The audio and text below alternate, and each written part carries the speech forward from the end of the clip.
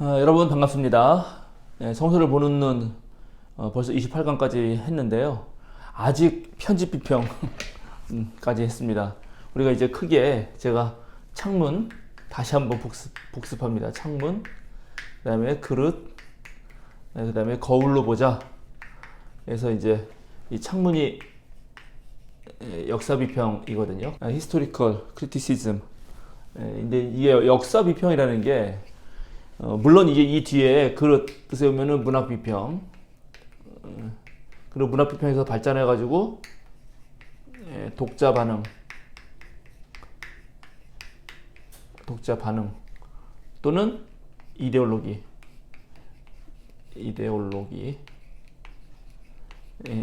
비평, 이렇게 이제 나눌 수가 있는데요. 그릇이나 거울로 오면은 이 역사 비평의 방법론들이 상당히 이제 비판을 받긴 받죠. 근데 비판을 받는다고 해서 이것이 완전히 그 고려의 대상에서 빠지는 것은 아닙니다. 이거는 기본적으로 밑에 깔고 그 다음에 어떤 부분들을 이제 좀 건너뛰면서 또 이쪽 방법론을 새롭게 보는 것이지. 그래서 역사 비평은 무척 중요하고, 역사 비평에서도 이제 우리가 여기서 자료 비평이라든가 그 다음에 양식, 그 다음에 지금 편집, 그리고 오늘 하게 될 뭐가 있고 또 하나 더 있는데 이제 이렇게 아직도 2개 남았습니다. 오늘은 뭘 하려고 하냐면, 오늘은 종교사 비평이란 걸 해보려고 합니다. 종교사 비평이라는 게 있어요. 이건 뭐냐 하면 간단하게 말해서 종교가 지금 원래 지구상의 하나의 종교가 아니지 않습니까? 예를 들어서 그리스도교만 해도 유대, 기독교 전통이라고 우리가 부릅니다. 그러니까 그리스도교는 유대교라고 하는 종교적 토양에서 새로 생성된 종교예요. 이미 그쪽 이스라엘 하여튼간 이스라엘 민족을 중심으로 했던 그쪽 지방에 유대교가 있었다면, 그 시기에 당연히 인도에는 인도 종교가 있었고 또 동양, 중국, 동아시아에는 동아시아 종교가 있었겠죠. 그러나 고대에는 그렇게 자유왕래를 많이 하지 않았으니까 다른 동네에 다른 종교가 있다라는 것을 이제 명시적으로 이렇게 연구한다든지 하는 것은 별로 하지 못했습니다. 실제로 종교학이라고 하는 학문은 한 200년 정도 됐습니다. 그리고 종교학이 발달하게 된 것은 서구 유럽 사회가 거의 1000년 넘게 그리스도교 왕국으로서 살아가다가 이제 여러분 다 잘 아시는 르네상스에 이어서, 그 다음에 종교개혁에 이어서 항해술의 발달, 그 다음에 이제 식민지 개척 등등을 통해서 서구 유럽 사람들이 저쪽 아메리카나 인도 또 동아시아 쪽으로 계속 자기의 세력을 펼쳐가면서 오로지 그리스도교만이 종교인 줄 알았는데, 유일한 하나의 종교인 줄 알았는데, 다른 종교를 만나면서 종교학이라는 학문이 이제 생기게 되고, 종교학이라는 학문이 이렇게 객관적으로 관찰자 입장에서 종교 현상들을 또는 각 종교의 다양한 교리나 이런 것들을 연구하자는 것이라면은, 그것이 기독교 신학에서는 신학적 입장에서, 즉 내가 그리스도교인으로서 기독교 신학에 몸담고 있고 그리스도교 진리에 대한 신앙 고백을 하면서 다른 종교가 우리 기독교 신앙과 어떻게 연결이 되는지, 연관이 되는지를 연구하는 종교신학이라는 학문이 생깁니다. 근데 종교신학이라는 학문이 생기기 바로 전 단계에 종교사 신학이라는 게 있어요. 종교사 신학. 그런 게 이제 시작하는데, 그 종교사 신학의 한 분야로서 성서에도 이 종교사 비평이라는 것이 이제 적용되게 됩니다. 예나 지금이나 지구상에는 다양한 종족이 살았고, 그 모든 종족들은 서로에게 상호 영향을 주면서 종교와 문화와 정치와 경제와 모든 것이 발달했습니다. 그러니까 우리 성경도 이게 정말 무슨 완전 보수적인 그런 교인들 몇 명 안 되시지만, 하늘에서 하나님이 뚝 떨어뜨려 준 것이다. 성경은 하나님의 직통계시다. 이렇게 생각하는 사람 잘 많지 않은데, 그렇게 믿지 않고 제가 계속 강의한 대로 이것이 어쨌든 인간의 언어를 가지고 쓰여 있다면, 이것은 쓰인 당시의 시대적 상황에 영향을 받는 거죠.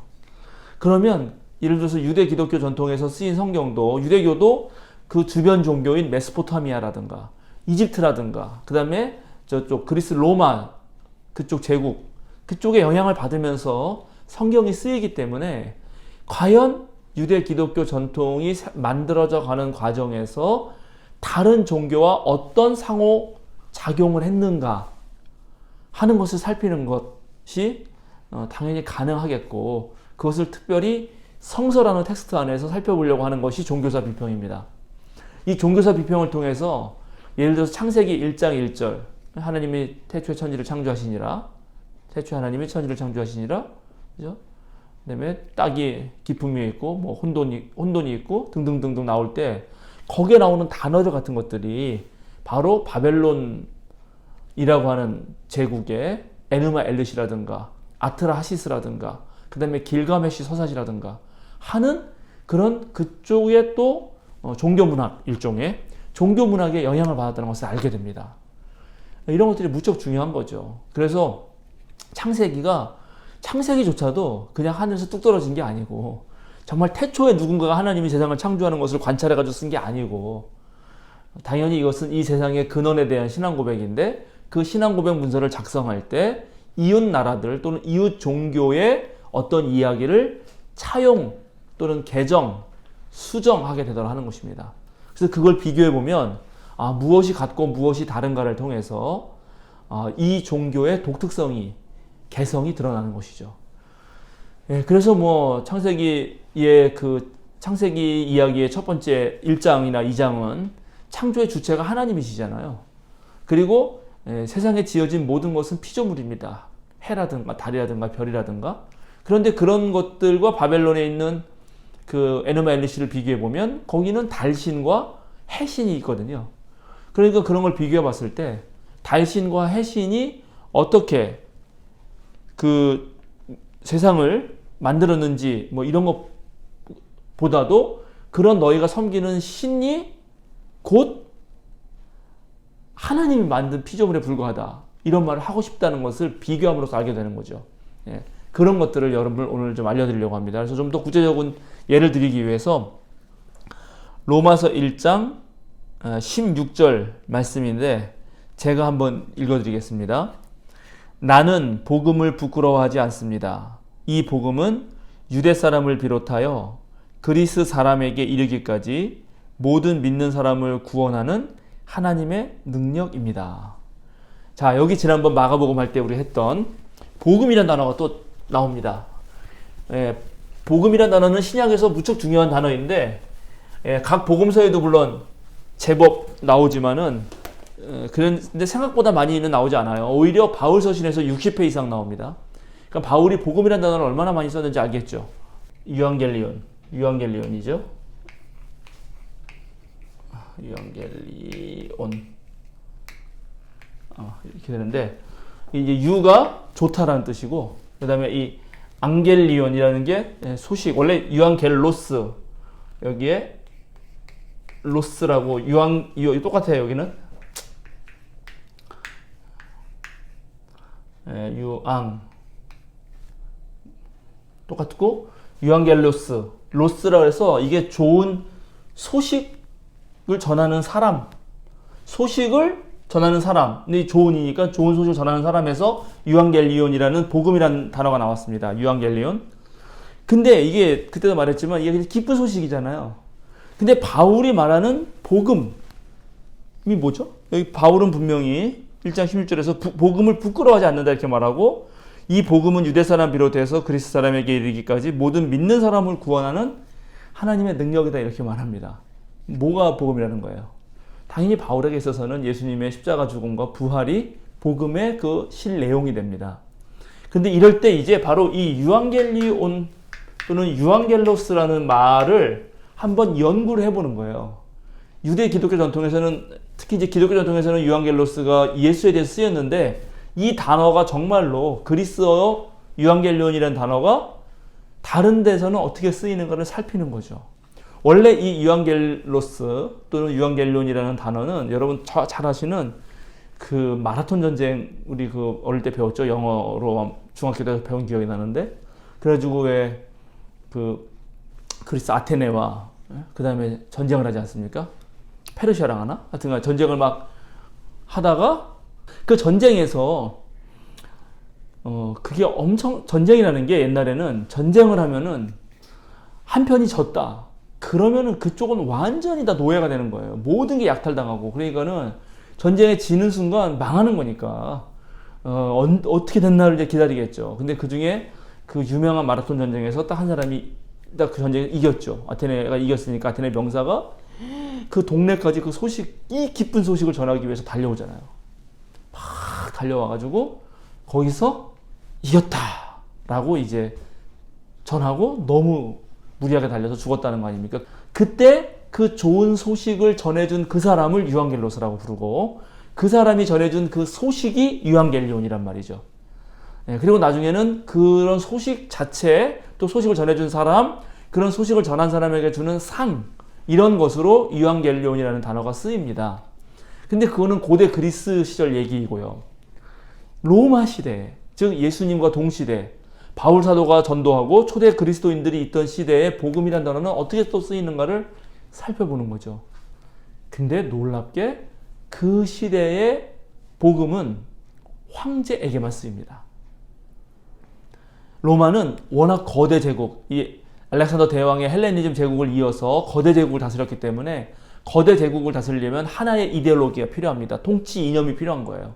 그 통치 이념을 뭘로 했냐면 초반에는 자기네가 그리스 민주공화정 전통을 잇는다고 했지만 나중에 가면 갈수록 황제를 숭배함으로써 황제 스스로 자신이 신으로 숭배받음으로써 진짜 우리는 신의 아들이고 황제 가문은 전부 신의 자식들이고 그 하나의 신 아래서 우리는 모두 한 형제다.